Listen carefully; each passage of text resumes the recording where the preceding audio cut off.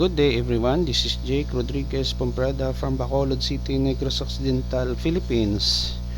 In this tutorial video, we will learn how to write addition of two numbers using pointers in C programming language.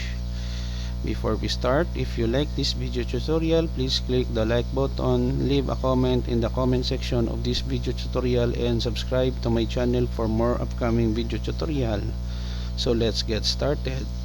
I'm using div C++ 5.11 as my C compiler. So let us start writing the codes. Sharp include stdio.h int main. Starting point of our program execution. Declare a series of variables a equals 0, b equals 0, c equals 0, and then int asterisk pointer comma asterisk q comma asterisk r for our pointer declaration, and then print f backslash t backslash n copy backslash t addition of two numbers in C using pointers.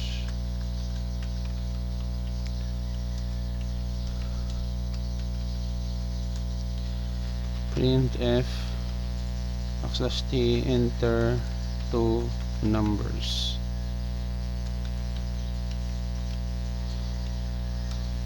Scan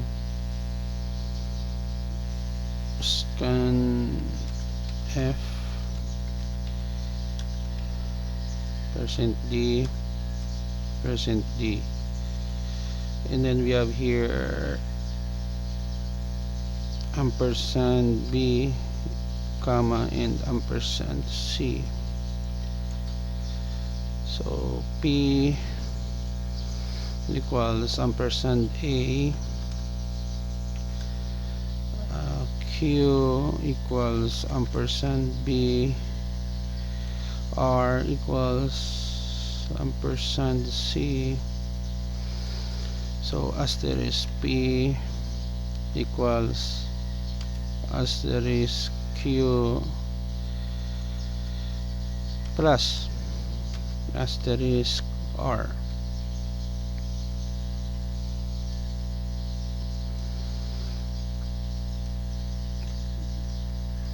Print f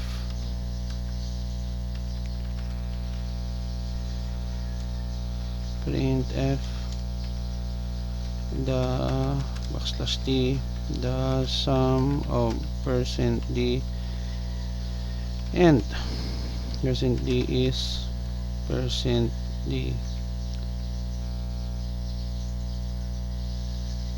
comma p comma c and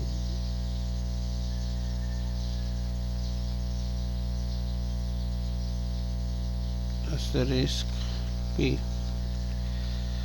Okay,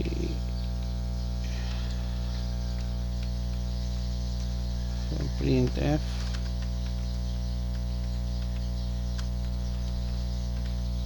end of the program.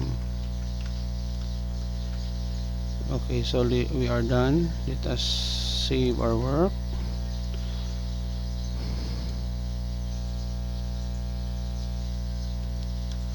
Addition of two numbers using pointers in C.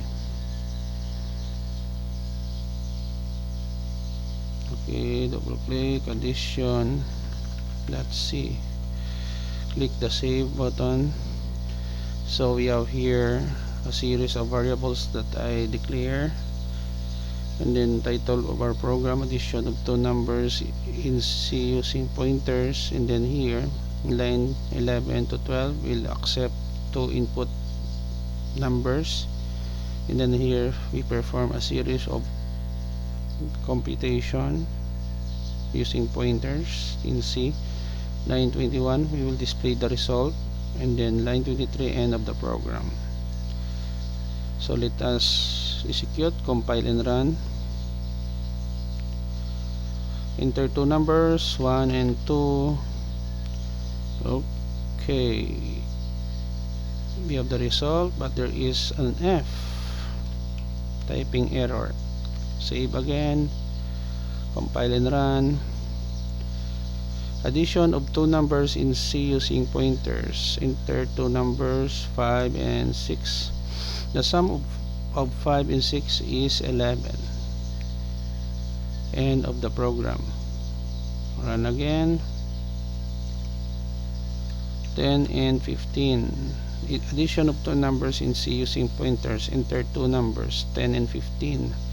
The sum of 10 and 15 is 25. End of the program. Okay guys, we have already done writing our simple program that will ask two numbers from our user, and then our program will sum the values of two numbers using pointers in C. Thank you very much guys for watching. If you like this video tutorial, please click the like button, leave a comment in the comment section of this video tutorial, and subscribe to my channel for more upcoming video tutorial. This is Jake Rodriguez Pomperada from Bacolod City, Negros Occidental, Philippines. Says until to the next video tutorial. Bye bye for now.